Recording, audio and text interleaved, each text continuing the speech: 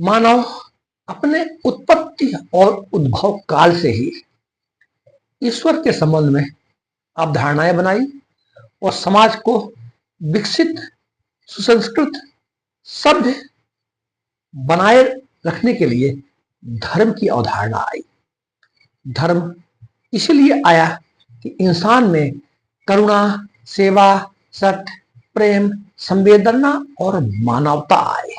लेकिन पूरी दुनिया का इतिहास यह बताता है कि धर्म के नाम पर जितने नरसंहार हुए, मानवता का जितना हनन हुआ, जितना मानवीय शोषण हुआ, उतना शोषण, उतना नरसंहार शायद ही दुनिया के किसी और हथियार से, दुनिया की किसी और अवधारणाओं से, हत्यारों, डकैतों और जो भी समाज को नुकसान पहुंचाने वाले, समाज के लिए घातक हो सकते हैं, किसी ने नहीं पहुंचाया।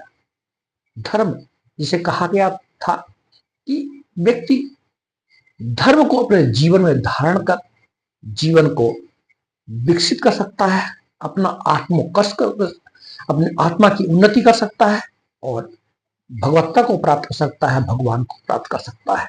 लेकिन इसी धर्म ने मानव की सत्ता की भूख ने, राजनीतिक कट्टरता ने, हिंसा, भेदभाव और नफरत ने धर्म को बदनाम कर दिया। आज हम धर्म के नाम पर नरसंहार करते जा रहे हैं। पहलगाम नरसंहार एक चेतावनी है कि अगर हम धर्म और पहचान को हथियार बना लें तो इंसानियत की लाशें गिरती हैं और भगवान भी खामोश हो जाता है। शायद 23 अप्रैल 2025 को पहलगाम में हुई आतंकी हमले को देखते हुए यह कहा जा सकता है कि इस प्रकार की धार्मिक व्यवस्था से भगवान भी हैरान, परेशान और खामोश है। 23 अप्रैल 2025 को जम्मू कश्मीर के अनंतनाग जिले में स्थित पहलगाम के पास बैसारन घाटी, जिसे मिनी स्विट्जरलैंड कहा जाता है, पर्यटकों पर, बाहर से आए हुए, देश विदेश से आए हुए पर्यटकों पर आतंकियों ने M4 कार्बाइन और AK-47 से हमला कर प्राप्त आंकड़ों के अनुसार 28 लोगों की हत्या कर दी। ये आर्मी के ड्रेस में आए और ऐसे दुनिया से आए हुए पर्यटक, जो कि जम्मू कश्मीर में, जो कि पर्यटन के लिए, पर्यटकों का स्वर्ग है, अपने हिमालय की पहाड़ियों के लिए, उत्तुंग शिखरों के लिए, बर्फीले स्थानों के लिए, घाटियों के लिए और सुंदर बागानों के लिए जाना जाता है।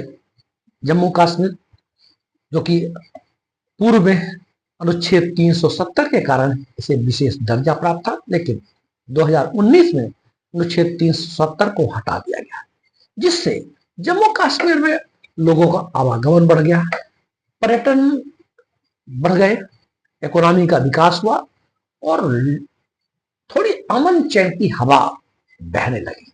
लेकिन आए दिन कभी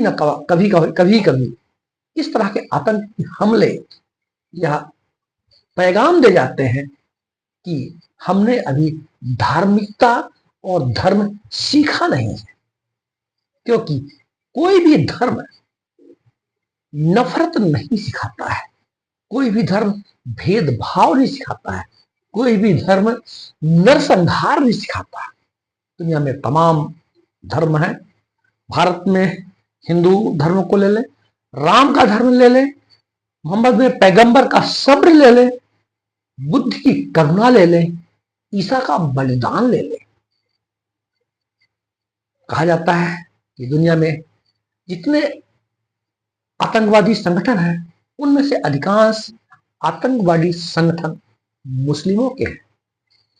पैगंबर मोहम्मद, जिनका पैगाम प्यार था, जिनकी कुरान की आयतें प्यार, मोहब्बत और मानवता का संदेश देती हैं, जिन्हें खुद भी कई बार विषम परिस्थितियों का सामना करना पड़ा, लोगों ने पत्थर बरसाए, लेकिन सदा ही वो अपने प्यार की वर्षा करते हैं।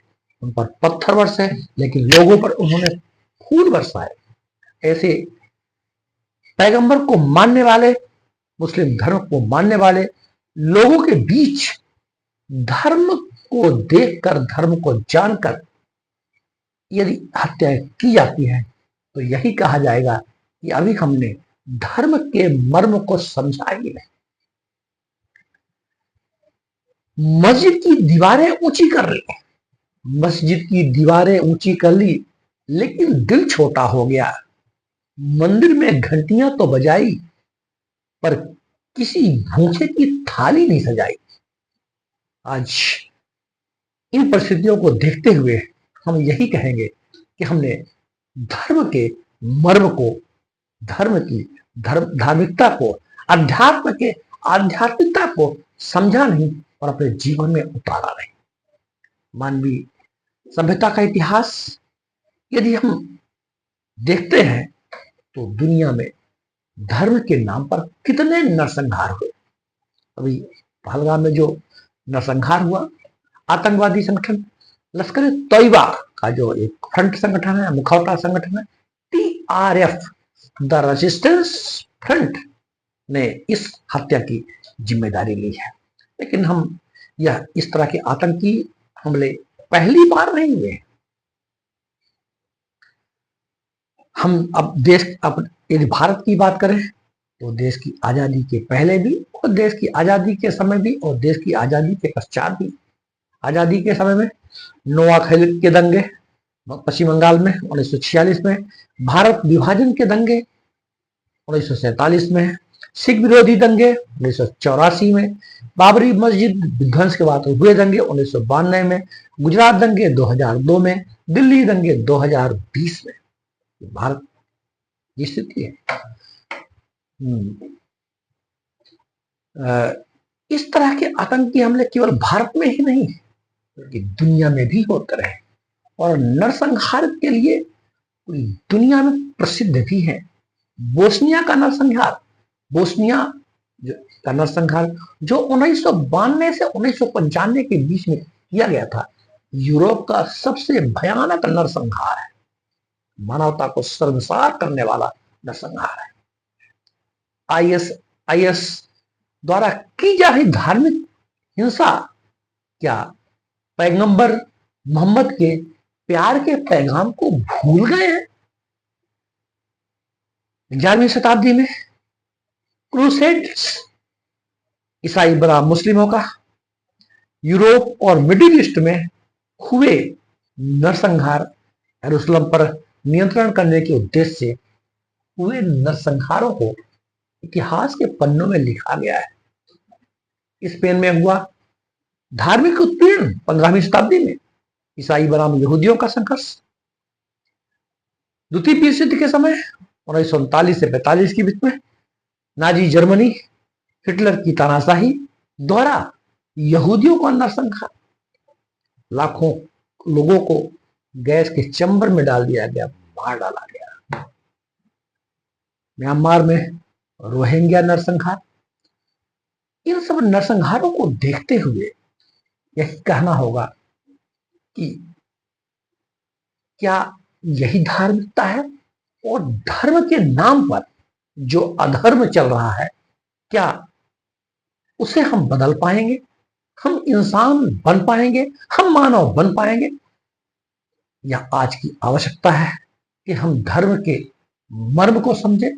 धर्म उन समस्त विशेषताओं को धारण करने की व्यवस्था है जिससे हमारा जीवन खुशहाल और आनंदित हो सके, दूसरे की परपीड़ा को हम समझ सके, दूसरे का भी उत्थान कर सके, अपना भी उत्थान कर सके। यह धर्म सिखाता है।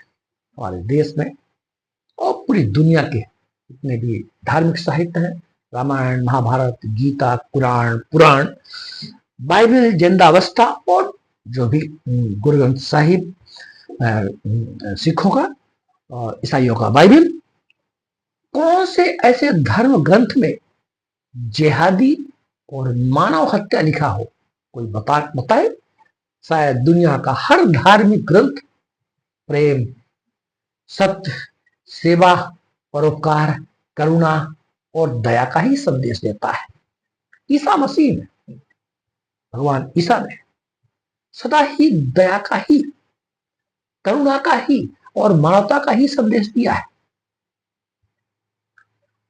उनके मानने वाले लोग पूरी दुनिया में दया का ही प्रचार प्रसार करते हैं। इसलिए संभवतः भगवान ने भी जब इंसान को बनाया होगा तो धर्म की कल्पना भी दी, धर्म की अभिकल्पना भी दी, अवधारणा भी दी, ताकि मानव दूसरे के साथ साथ में अपना जीवन भी उत्कर्ष की ओर ले जाए और पूरी दुनिया में शांति और प्रेम हो सके। तमाम प्राकृतिक प्राणियों के साथ मानव विवेकशील और सामाजिक प्राणी है।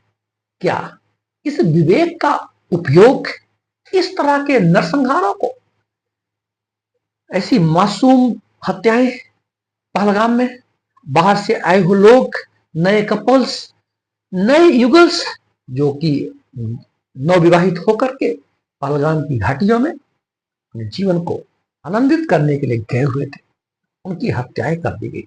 कितना दुखद है ये। क्या कभी हम इस बात को समझ पाएंगे कि धर्म हमें धार्मिकता सिखाता है, हमें करुणा और प्रेम सिखाता है। किसी भी धर्म को आप देख लें, चाहे वो ईसाई धर्म हो, मुस्लिम धर्म हो, हिंदू धर्म हो, बौद्ध धर्म हो, जैन धर्म हो, दुनिया का कोई भी धर्म हो, लेकिन क्या इसके लिए धर्म दोषी है? नहीं, धर्म दोषी नहीं है। दोषी है इंसान की मानसिक विकृति, धर्म का विकृत स्वरूप।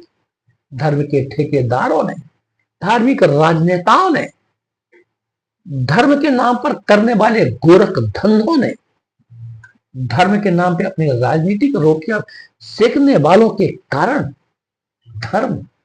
धर्म का वह मूल स्वरूप इंसान की समझ में नहीं आया, इंसान अपने जीवन में बिठा नहीं पाया। आज संगीत साहित्य के साथ विज्ञान ने इतनी तरक्की कर ली कि हम पृथ्वी ग्रह से लेकर के हम मंगल, शुक्र और अंतरिक्ष की सैर और पर्यटन करने की बात करने लग गए। अध्यात्म के क्षेत्र में भी भारत जैसे देश ने अध्यात्म के शिखर को छुआ है और भारत के तमाम प्राचीन साहित्य, समस्त प्रकार के वेद और पुराण जीवन के उत्कर्ष को, जीवन के सर्वोत्तम शिखर को विकसित करने के लिए पैगाम देते आए हैं।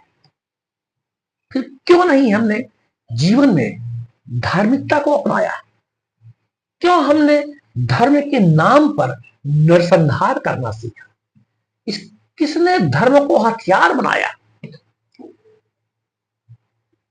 कौन है ये जो धर्म के नाम पर अधर्म को फैला रहा है? दुनिया की हमारी समस्त शिक्षा पद्धतियां, हमारी समस्त संस्कृतियां मानवीय जीवन के लिए सुंदर और सौंदर्य परक बनाने के लिए ही है, लेकिन संस्कृतियों का स्वरूप यदि विकृत होने लग जाए तो इसके लिए कौन दोषी है? आज की जरूरत है कि हम धर्म की वास्तविकता को समझें, असली धार्मिकता को समझें, असली धार्मिक कौन, हम इसको समझें। जब तक हम अब मानवीय संवेदना को नहीं जगाएंगे, पर पीड़ा को नहीं समझेंगे, दुख कातरता को नहीं समझेंगे, जिसका उद्देश्य, धर्म का उद्देश्य यही था कि मानव की संवेदनाएं मानवता की ओर उन्मुख हो। समस्त साहित्य, समस्त धर्म ग्रंथ और धार्मिक क्षेत्र में जिनकी भी चेतनाएं विकसित हुई हैं, जिनकी भी चेतनाएं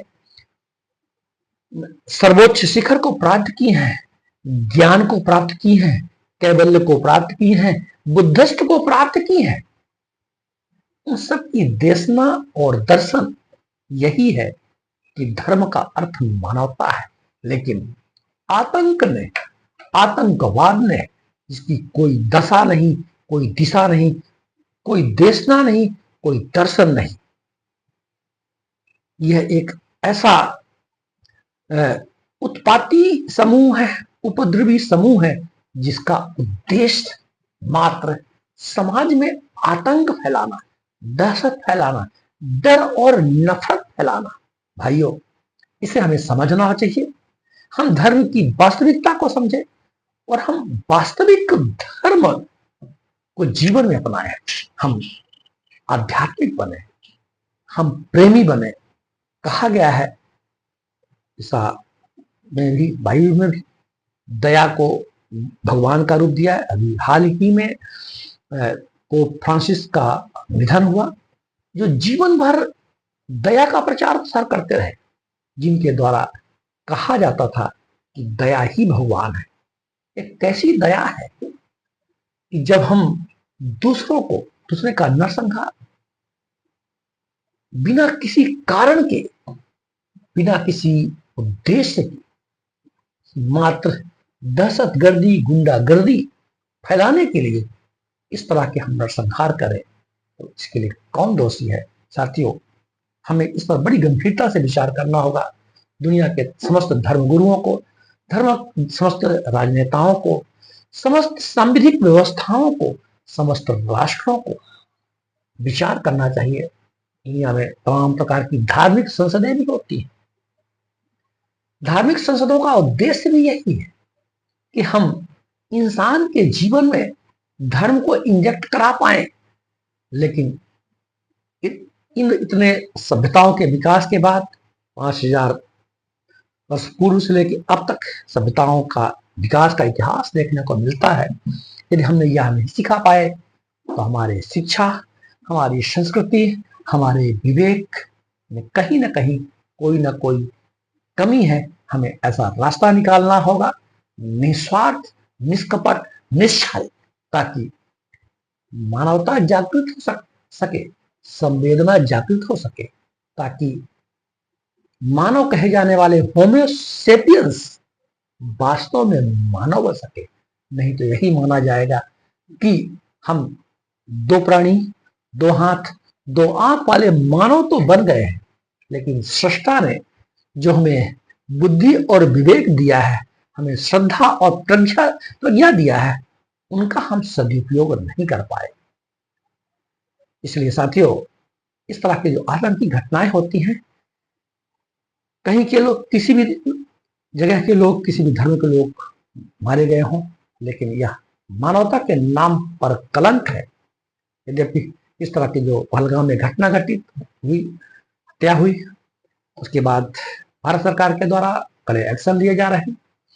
कहा जा रहा है कि 1960 में वे जो सिंधु नदी का समझौता है उसको रद्द किया जा रहा है।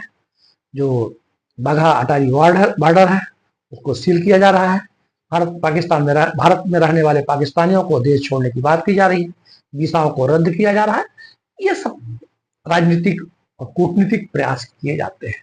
पूरी दुनिया के लोगों ने,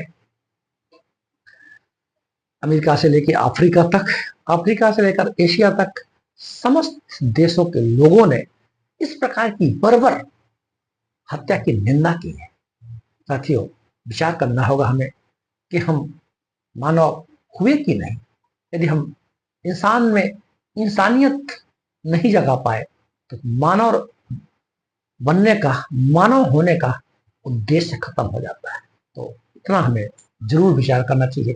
जय हिंद, जय भारत।